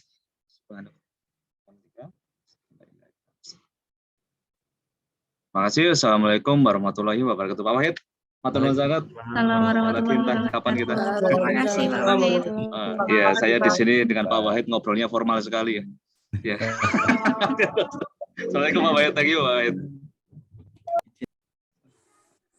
Oke, teman-teman terima kasih ya. Assalamualaikum. Yang di kelas saya jangan lupa sudah saya kirimkan tugas di psikologi ya. Saya yakin kalian bahagia sekali dapat tugas itu ya. Terima kasih. Assalamualaikum warahmatullahi wabarakatuh.